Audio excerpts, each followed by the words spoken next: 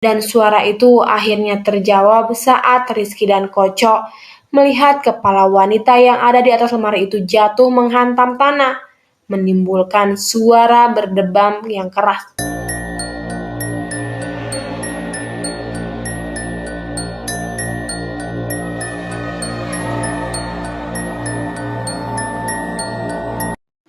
Halo semuanya, sekarang saya akan kembali lagi menceritakan sebuah cerita horor dari akun Simple Math, Kembang Laruk bagian 2. Disinilah awal tempat mereka semua berpijak, gunung. Rizky duduk di samping seorang bapak tua yang mengapit keranjang bambu, nampaknya berisi ayam peliharaannya. Sedangkan Koco beradu tenaga berhimpit-himpitan dengan seorang pria berbadan bongsor. Sementara kawan-kawan Lika yang belum Rizky ketahui namanya nampak sedang berbaur. Mereka berbicara dengan penumpang lain. Lika sendiri tidak berhenti melihat Rizky sewaktu kereta terus melaju. Sorot matanya membuat anak laki-laki itu merasa tidak nyaman. Di dalam suasana yang ramai dipenuhi oleh manusia, bapak tua yang duduk di samping Rizky kemudian membuka pembicaraan dengannya. "Mau kemana, Dik?" Rizky mengangguk membalas hormat kepada si bapak. Kemudian ia menyebutkan nama sebuah tempat. Bapak itu lalu mengangguk mengerti. Ayam yang sejak tadi ada di dalam dekapannya tiba-tiba saja menjadi tidak bisa tenang. Mungkin terganggu dengan laju kereta yang bergerasak-gerusuk. "Mau apa di ke tempat itu?" tanya bapak itu lagi. Rizky melihat Lika sebentar sebelum menjawabnya. "Mau naik, Pak, ke gunung yang ada di..." Belum sempat Rizky mengatakan nama tempatnya, si bapak tiba-tiba berkata kepadanya dengan ekspresi wajah yang datar. "Urungkan." "Kenapa, Pak? Maksud Bapak?" "Urungkan," katanya lagi. Rizky mulai merasa tidak nyaman dengan bapak tua itu. Sorot matanya benar-benar berbeda dengan tadi. Rizky mencoba melihat ke arah Lika yang juga melihat dirinya dari bangku yang lumayan jauh. Saat menoleh kembali ke bapak tua itu, Rizky dibuat tersentak dari tempat duduknya. Kedua tangannya memegang bagian wajah Rizky lalu berteriak dengan sangat keras. "Urungkan, cah cilik." Untungnya salah satu kawan Lika, pria tegap dengan rambut panjang agak keriting itu datang. Pria itu langsung mendorong bapak tua itu, sambil satu jari jempolnya seperti menyentuh keningnya. Anehnya, setelah melakukan hal itu, bapak tua itu kemudian menggeleng-gelengkan kepalanya. Kejadian itu membuat Rizky menjadi pusat perhatian orang-orang yang ada di dalam gerbong. Untungnya tidak ada yang tahu kejadian yang sebenarnya. Semua orang kembali ke tempatnya masing-masing. Pria itu kemudian berjalan mundur, meninggalkan Rizky. Bapak tua itu melihat Rizky kemudian bertanya kepadanya lagi. "Mau kemana, Dik?" Seperti itulah. Sebelum sampai menginjak tanahnya saja, hal janggal sudah mulai terjadi. Rizky tidak bisa membayangkan apa yang sebenarnya sudah menunggu dirinya. Kereta yang ditempuh oleh Rizky memakan waktu kurang lebih 10 jam. Ia pun baru menginjak satu kota, karena ia harus segera bersiap untuk langsung naik ke kereta selanjutnya yang juga memakan waktu yang tidak sedikit. Sejujurnya, ini adalah perjalanan yang paling melelahkan bagi Rizky. Mereka baru sampai di kota sekitar pukul 11 siang. Setelah itu, Lika baru bisa memimpin semua orang menuju ke suatu tempat yang tidak jauh dari stasiun terdekat. Sebuah bengkel tua yang entah dimiliki oleh siapa. Bengkel itu menampung mobil besar dan Lika menemui seseorang di sana. "Pak Le, iki aku," katanya kepada seorang laki-laki yang mengenakan kacamata hitam yang duduk sambil menyesap kopi. Laki-laki itu membuka kacamatanya dan langsung mengenali Lika. "Loh, kamu nak, ngapain di sini? Kamu masih belum paham ya sama..." Belum juga orang itu selesai berbicara, Lika sudah memotong pembicaraannya. "Sekarang aku sudah membawa bunganya." Setelah mengatakan itu, laki-laki itu kemudian memandang ke semua orang Ia nampak terkejut, terutama saat melihat wajah Rizky. "Edan," ujar laki-laki itu. "Stres, jangan bilang kamu akan..." Lagi-lagi belum selesai berbicara, Lika memotong ucapan orang itu. "Sudah, sekarang antar ke rumahnya Mbah Kung. Kita ngomong di sana saja." Orang itu masih menunjukkan ekspresi yang gelisah. Ia tak berhenti melihat Rizky. Ini tentu saja hal yang sangat mengkhawatirkan. "Kamu itu gak juga paham kapan harus berhenti." Semua orang kemudian naik ke mobil jeep butut milik orang itu. Rizky duduk di samping perempuan berambut pendek yang selalu tersenyum setiap kali Rizky tanpa sadar melihatnya. Konco sendiri juga lebih banyak diam, tak seperti Konco yang biasanya. Dari stasiun, mereka kemudian menuju ke sebuah desa yang ada di kaki gunung. Tempatnya sangat jauh di pedalaman. Sempat melewati bagian-bagian jalur setapak dengan pohon-pohon tinggi besar di kanan kirinya. Bahkan mobil harus melaju di atas lintasan sungai kecil. Setelah melewati segala halangan rintangan, barulah mereka melihat sebuah gapura yang dibangun dari batu bata merah. Jika diperhatikan, gapura ini cukup lama, dengan rumah-rumah di sepanjang jalan yang terus naik. Sampai akhirnya mobil jeep berhenti di satu rumah dengan halaman yang luas. Orang itu kemudian turun dan menuntun mereka bertemu dengan seorang kakek tua yang sedang memberi makan ayam. Awalnya tidak ada yang terjadi dengan mereka. Bahkan setelah melihat Lika, tak ada perubahan ekspresi apapun sampai orang tua itu melihat Rizky dan seketika wajahnya berubah. Orang tua itu sontak berteriak dengan nada yang keras. "Kamu gila?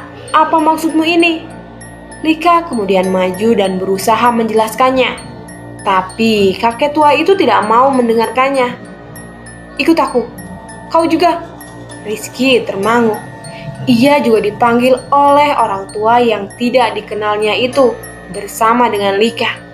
Sementara Koco dan yang lainnya menunggu di sebuah bangunan mirip musola atau padepokan yang ada di bawah pohon rambutan. Di dalam ruangan itu, Mbah Kung, orang yang sudah bertahun-tahun diberi mandat jadi juru kunci di atas tanah ini, berteriak kepada Lika. Wajahnya benar-benar menakutkan, tidak seperti wajah tenang yang sebelumnya ia tunjukkan. "Kamu itu cari masalah di sini. Gak begini caranya untuk mencari saudaramu. Bisa-bisa yang gak bisa pulang itu kalian juga." Lika hanya diam saja melihat orang tua itu sebelum ia kemudian berdiri. Lika berkata dengan suara yang selembut mungkin, "Ngerti, Mbah. Tapi Bapak semakin lama semakin tidak kuat menanggung ini semua. Menunggu Anda mencari Simba, gak juga menemukan ujungnya. Selain saya membawa si kembang, saya juga membawa ini." Lika menunjukkan sesuatu di dalam tasnya yang dia bawa. Seketika wajah orang tua itu nampak bingung. Wajahnya tiba-tiba berubah menjadi semakin pucat. Ia terus berjalan mundur. Maksudmu apa? Kamu sampai membawa ini? Kamu tidak mau menghormati saya sebagai juru kunci di sini?" Lika berujar dengan suara yang teramat tenang. "Biar aku dan teman-temanku yang naik. Mbah tidak perlu ikut campur. Semua sebab akibat siap aku tanggung sendiri." Mbah Kung mengalihkan pandangannya melihat ke arah Rizky. Ia bisa tahu kalau ada yang tidak beres dari anak ini. Mbah Kung mendekatinya. "Kamu nak, kamu mau naik gunung dengan anak perempuan ini?" Rizky melihat Lika sebelum mengangguk. Mbah Kung kemudian mengerti.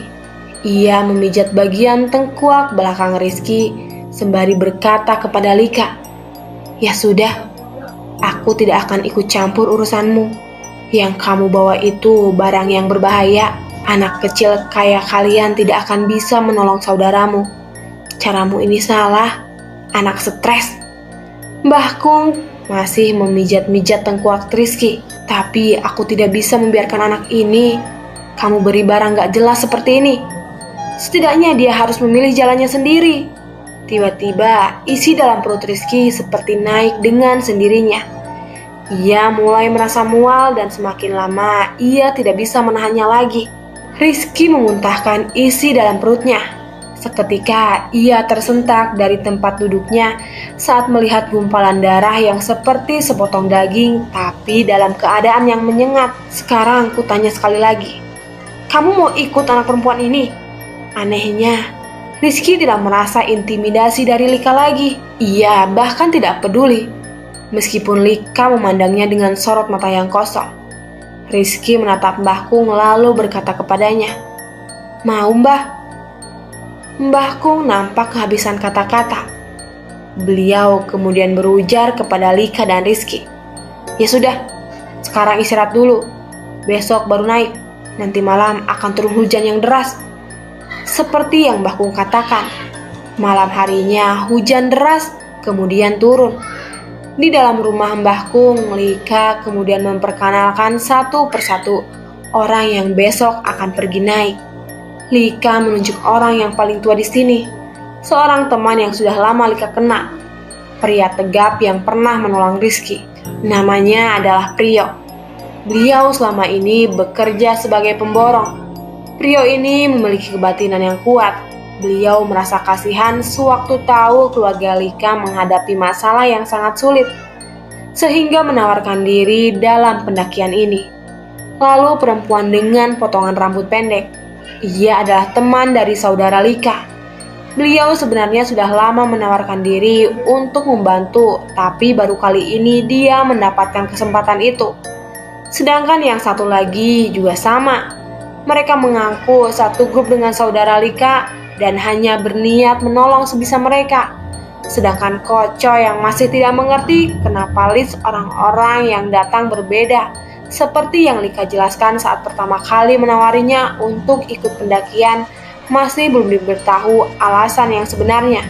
Lika hanya berujar kalau teman-teman Mapala yang lain semua tidak bisa ikut dalam pendakian ini karena hal yang Lika sendiri tidak ketahui. Rizky pun memilih diam. Apalagi Lika sudah memohon kepadanya untuk merahasiakan ini kepada Koco. Perempuan itu berjanji tidak akan ada yang terjadi dalam pendakian ini.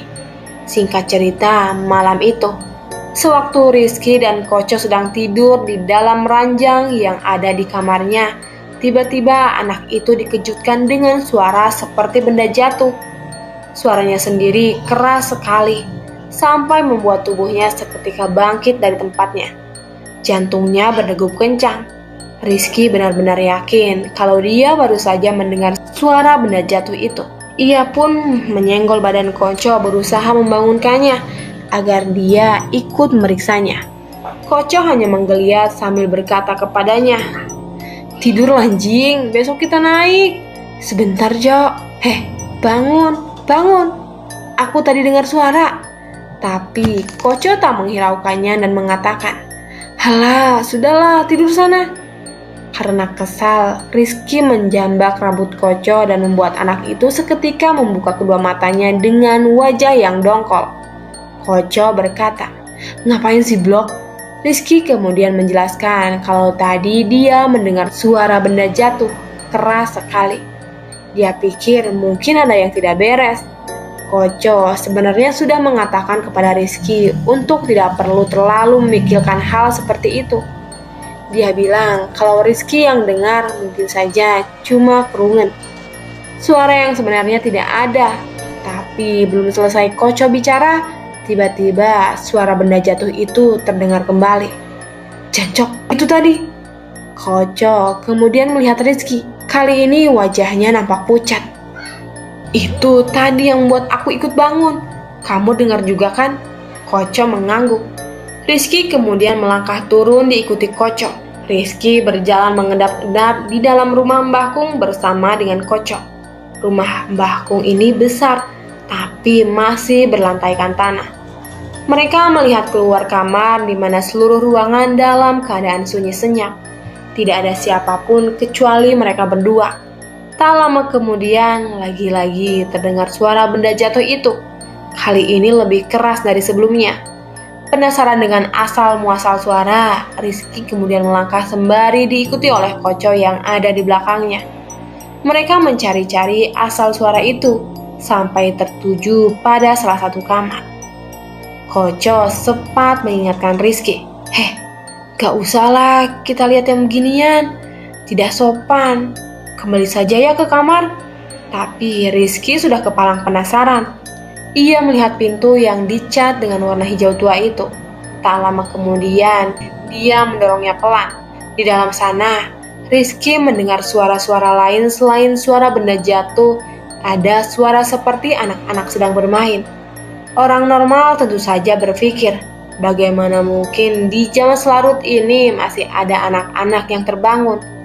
Rizky bersama dengan Koco kemudian mengintip dari celah pintu yang terbuka. Di dalam sana dia melihat ada anak-anak perempuan kecil, rambutnya panjang sampai sepunggung, sedang berlari-lari di dalam kamar. Mereka semua mengenakan pakaian berwarna putih. Rizky dan Koco tentu saja bingung. Bukankah Mbah Kung tinggal sendirian di rumah ini bersama dengan Mas Arman, sopir jeep yang sudah mengantar mereka? Lalu siapa anak-anak kecil ini? Apa mereka cucu-cucu Mbah Kung? Pikir Rizky waktu itu. Tapi pemandangan itu belum menjawab dari mana suara benda jatuh itu datang. Jadi, sewaktu Rizky dan Koco sedang memandang anak-anak yang berlari itu, tiba-tiba terdengar suara sekali tepuk tangan. Dan anak-anak perempuan itu kemudian berlari menuju ke satu lemari tua. Lemari tua ini dibuat dari kayu jati.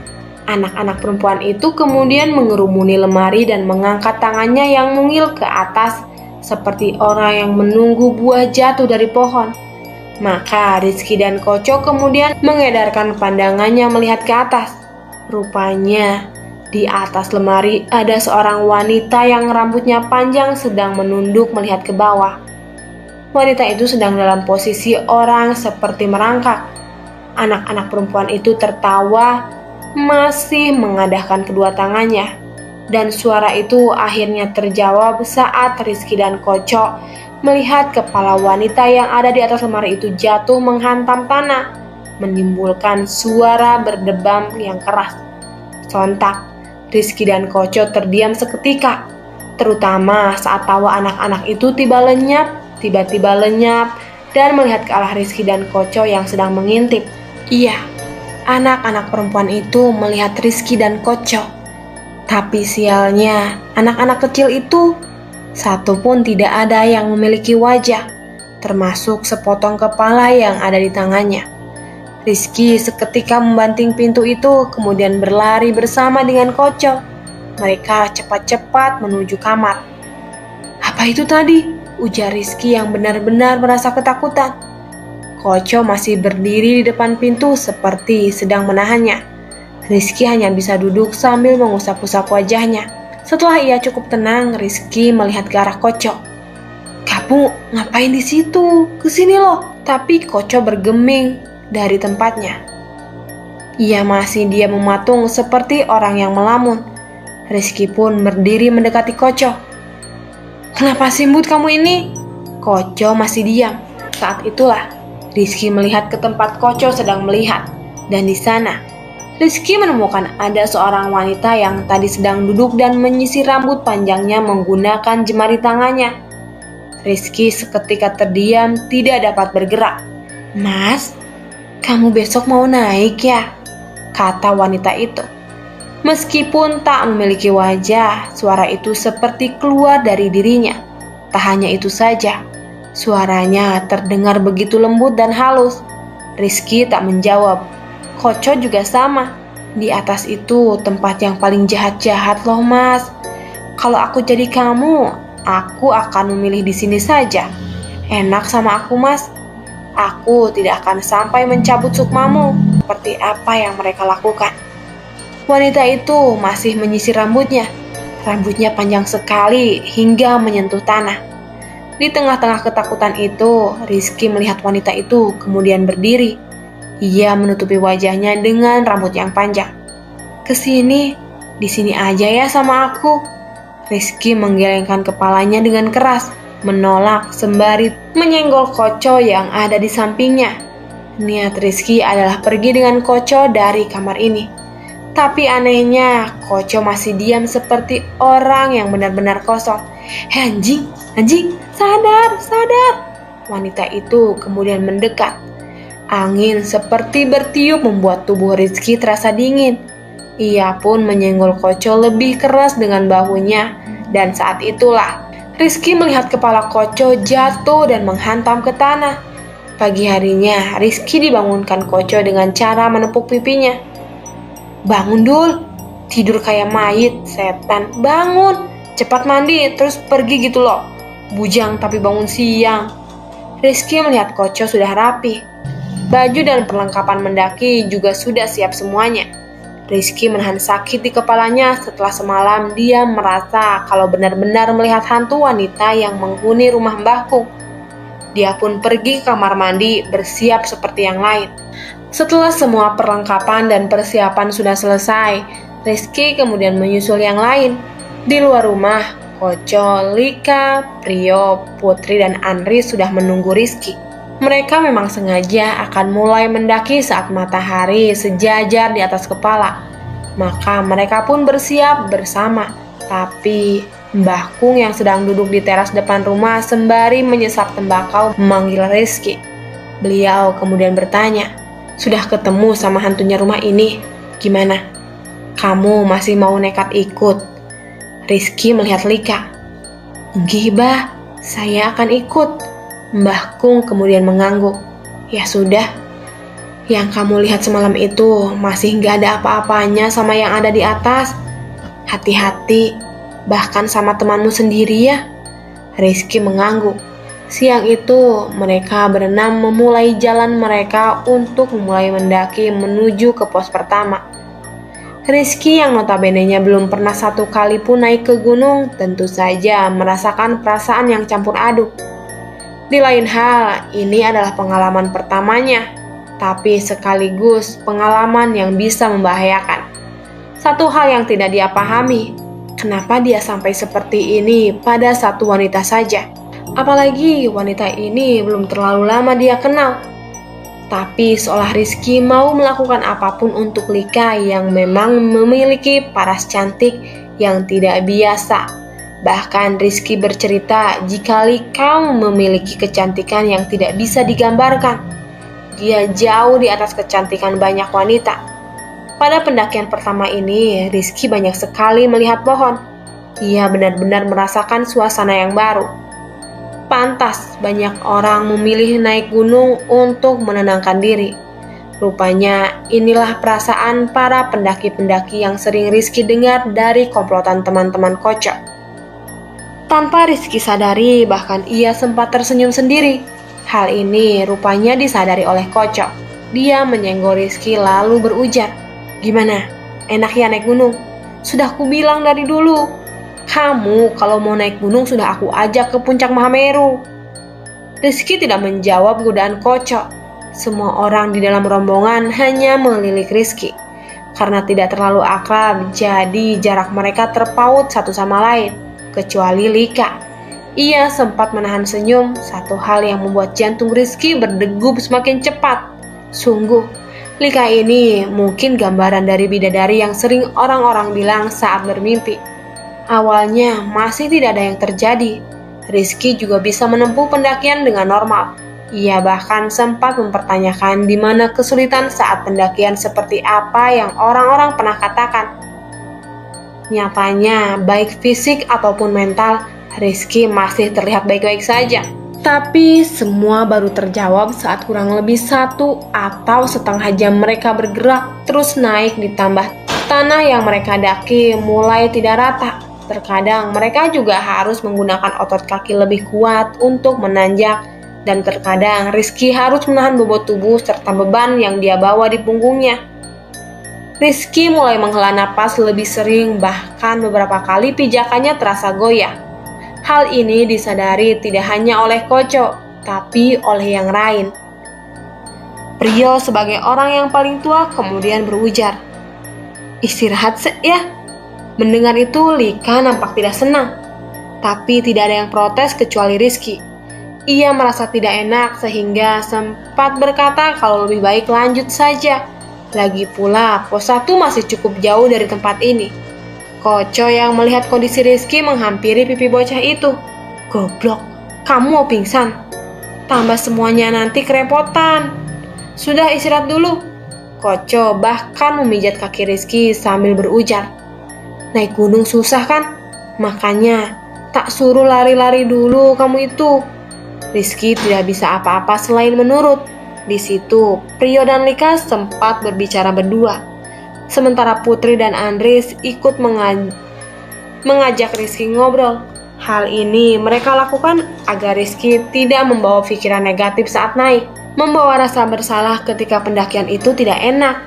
Disinilah Rizky baru tahu kalau Putri rupanya juga sering melakukan pendakian.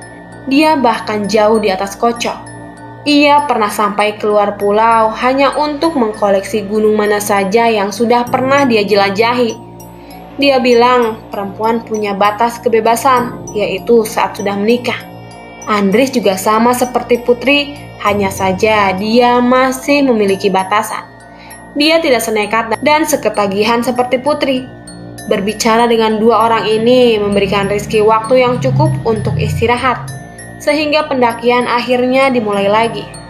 Langit yang sebelumnya cerah tiba-tiba bisa berubah dalam hitungan jam.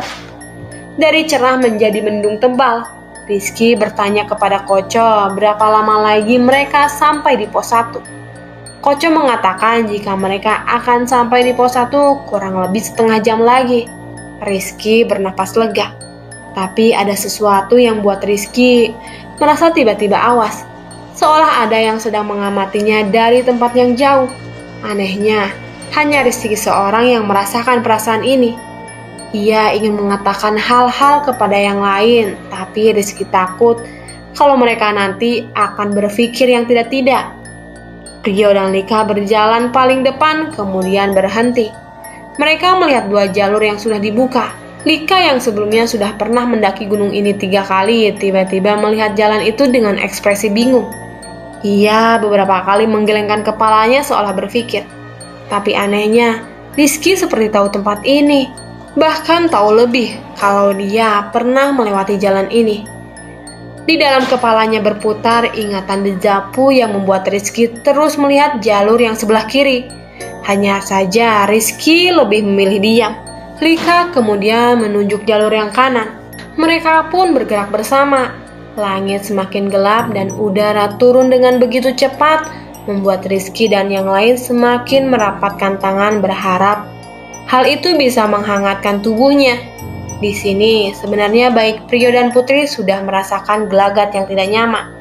Putri bahkan berbicara terang-terangan untuk berhenti sebentar dan beristirahat lagi. Di sini Koco sempat protes karena baru pos 1 saja mereka sudah menghabiskan waktu yang tidak perlu. Tapi Putri memaksa, bahkan dia melotot seolah wajah Putri yang sebelumnya ramah hilang sudah. Rizky pun berusaha menenangkan Koco. Ia cukup kaget. Rupanya benar yang orang bilang. Di gunung orang benar-benar bisa berubah. Lika berdiri paling jauh. Ia menatap lurus ke arah jurang. Sementara Putri, Prio, dan Andri seperti sedang membicarakan sesuatu. Tak lama kemudian, mereka bertiga pergi. Berjalan menjauh sampai Rizky dan Koco serta Lika tidak bisa lagi melihat kemana mereka pergi. Hal ini benar-benar terasa mencurigakan. Rizky sendiri masih merasa waspada. Jantungnya tidak bisa berhenti bergerak cepat, hingga tanpa sadar tubuhnya merinding. Rizky berdiri, tubuhnya benar-benar merasa menggigil. Tiba-tiba, Lika kemudian memperhatikan dirinya dari jauh. Rizky berdiri, tubuhnya benar-benar merasa menggigil tiba-tiba. Lika kemudian memperhatikan dirinya dari jauh, tapi Rizky memilih menghindar. Koco sendiri juga nampak bingung dengan sikap Rizky yang tiba-tiba menjauh dari dirinya. Di dekat pohon di sisi jurang yang lain, Rizky lalu melihatnya. Dia melihat sosok wanita tua. Nenek-nenek sedang membawa kayu dengan kain jarik. Anehnya, wanita tua itu menyeringai dan bersembunyi di balik pohon tunggal. Rizky tentu saja merasa janggal dengan situasi ini. Untuk apa dia sebenarnya bersembunyi kalau Rizky bisa melihatnya? Rizky termanggu cukup lama. Wajah nenek-nenek itu sedikit janggal dengan tempurung kepala yang lain seolah menderita cacat pada bagian kepalanya. Dia menunjuk Rizky dengan satu jarinya yang memiliki kuku hitam panjang seolah sedang berbicara dengan dirinya. Untungnya dalam sepersekian detik seseorang menepuk bahunya. Itu adalah Prio yang kemudian bertanya kenapa Rizky ada di sini. Rizky pun termangu, dia baru menyadari kalau semua orang sedang melihatnya. "Ojo malaku dewe-dewe yo, bahaya," kata Prio yang kemudian melihat ke tempat Rizky sedang tertuju. Tapi anehnya sosok itu sudah lenyap begitu saja. Rizky ingin menceritakannya tapi tubuhnya keburu dingin. Ia pun akhirnya mengurungkan niatnya. Kemudian melanjutkan perjalanan. Putri kali ini yang memimpin sementara Lika di belakang. Hanya dalam waktu setengah jam setelah Putri mengambil alih, mereka kemudian berhasil mencapai pos 1 tepat pukul 4 sore. Di pos 1 yang rupanya terdapat satu bangunan yang kecil itu, mereka kemudian berembung apakah harus melanjutkan apa tidak. Koco memberitahu untuk ke pos 3 hanya membutuhkan waktu 2 jam, seharusnya tidak lama. Dan di sana akan jauh lebih baik daripada di sini, apalagi kalau nanti turun hujan. Lika juga sependapat. Hanya Idris yang seperti menolak karena firasatnya mengatakan tidak. Semua kemudian diam. Mereka menunggu keputusan Rizky. Sebenarnya jika melihat apa yang sudah Rizky lihat, dia condong setuju dengan Andris. Melihat langit juga semakin gelap, apalagi dia sejak tadi mendengar seperti ada yang membisikkan di telinganya. "Cahwangiku." Tapi melihat Lika yang menatap Rizky terus-menerus, anak itu kemudian berkata kalau dia setuju dan lebih baik pendakian berhenti di pos kedua. Andris pun akhirnya mengalah. Mereka melanjutkan perjalanan saat hujan rintik-rintik mulai perlahan turun. Apapun demi Lika. Di sini Rizky kemudian mengingat sesuatu. Bukankah seharusnya kalau sedang mendaki gunung setidaknya ada satu orang porter yang bertugas membimbing mereka atau setidaknya menjaga mereka dari hal-hal yang mungkin tidak diinginkan? Prio kemudian menjawab, "Iya, nanti di pos 4 ada satu orang porter yang sudah menunggu. Di sana juga pendakian utamanya dimulai."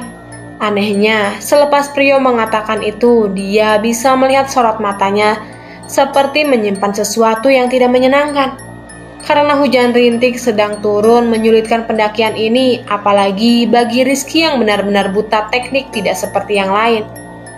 Mereka bisa tahu mana tanah yang bisa dilewati maupun tanah yang membuat mereka tergelincir. Koco bahkan memberitahu, pakai hidung untuk melihat tanah yang kering, jangan pakai mata.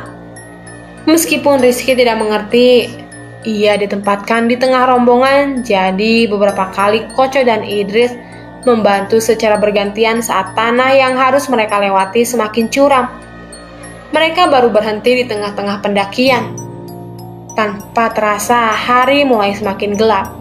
Rizky menghela napas semakin sering. Belum pernah rasanya ia sampai selelah ini.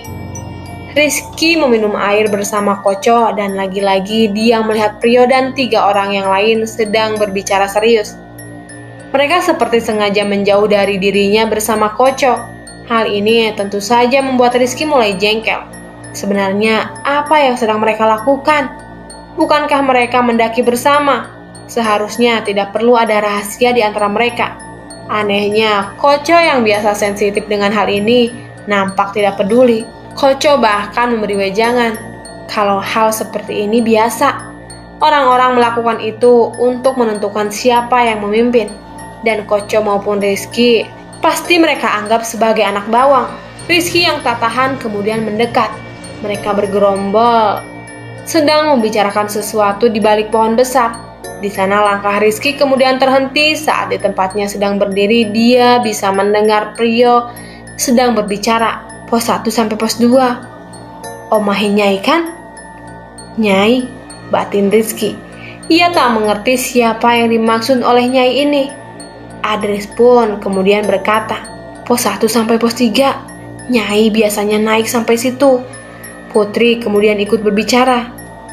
"Kampungnya nang endi?" "Pos 4 paling," jawab Lika. Mereka semua terdengar serius.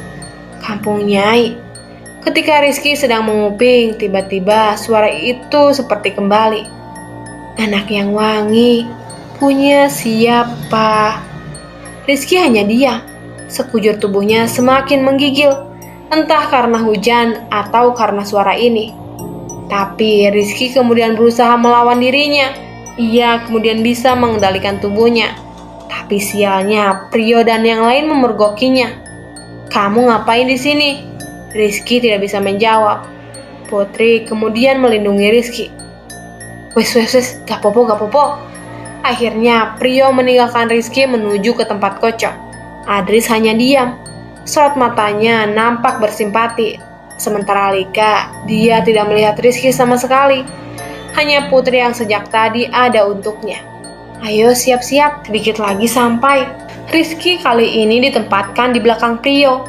Di tengah-tengah perjalanan yang semakin sulit ini, Rizky masih mendengar suara itu. Suaranya tipis seperti suara mbah-mbah tua, tapi ada suara tertawa di balik bisikan itu. Beberapa kali Rizky melihat ke orang lain, tapi tidak ada yang merasa. Semakin mereka bergerak maju, rasanya semakin jauh ke tempat yang mereka tuju. Baik Koco dan yang lain mulai merasa letih. Putri bahkan menggelengkan kepala setiap kali Lika melihatnya, seperti mereka sedang menjalin komunikasi. Prio meminta berhenti lagi.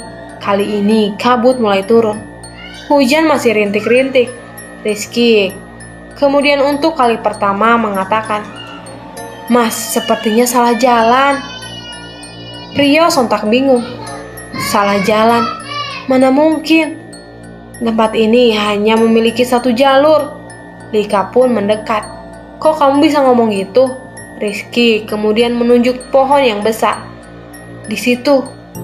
Jalannya selepas melewati pohon yang itu. Prio dan yang lain saling menatap satu sama lain. Bahkan Koco hanya memandang Rizky janggal. Koco yang melihat pohon itu kemudian mendekati Rizky sebelum menampar pelan pipinya. "Kamu ngelindur ya, Blok? Bukannya sama saja jalannya? Orang kita sudah melewatinya tadi. Masa kita harus kembali?" Rizky bingung menjelaskannya. Intinya mereka harus kembali, tapi dari sisi kiri pohonnya, bukan dari kanan seperti tadi. Putri nampaknya yang mengerti maksud Rizky. Dia kemudian meminta yang lain melakukannya, meski terasa konyol. Semua orang kembali. Setelah mereka berada di balik pohon besar yang menyerupai teram besi, Rizky yang memimpin jalan melewati jalur kiri. Mereka pun melangkah bersama-sama. Rizky sempat melirik Rizka yang sekarang nampaknya mulai tertarik dengan Rizky. Persetan, dia hanya mau wanita ini. Tapi seperti yang Koco katakan, jalannya sama saja. "Bangsat, podoai Blok," katanya. Tapi Rizky belum berhenti berjalan. Dia memutar sekali lagi yang otomatis membuat yang lain tambah bingung. Loh, kamu mau balik lagi tak? Tapi Rizky tetap melanjutkan langkahnya. Barulah setelah itu mereka semua tidak bisa berkata apa-apa lagi. Saat memutar, seharusnya mereka sampai di posisi semula sebelum melewati pohon. Tapi nyatanya jalan ketika Rizky mengitari pohon ini, jalan itu berubah. Rizky menemukan jalan ke pos 2. Rizky kemudian menoleh ke orang-orang. Koco akhirnya menyadari ada yang aneh dengan pendakian ini. Kemudian tiba-tiba Rizky mencium bau busuk yang sangat menyengat. Bau ini sungguh bau paling busuk sampai Rizky memuntahkan isi perutnya. Prio dan yang lain seketika mendekat. Lika ikut mendekati, tapi Rizky semakin mencium bau busuk itu. Dia pun melihat Lika. Tidak salah lagi aroma ini. Aroma ini berasal dari tas yang Lika bawa. "Kamu bawa apa? Kamu bawa apa?" Rizky melangkah mundur. Koco tentu saja membantu Rizky menjauhkannya dengan Lika. Ada apa ini?" Lika berusaha memberi gestur agar Rizky tenang. Tapi Rizky terus mendorong agar Lika memberitahu apa yang dia bawa. Lika kemudian melihat Prio dan Putri. Mereka berdua mengangguk seolah mengatakan biarkan Rizky melihat isinya.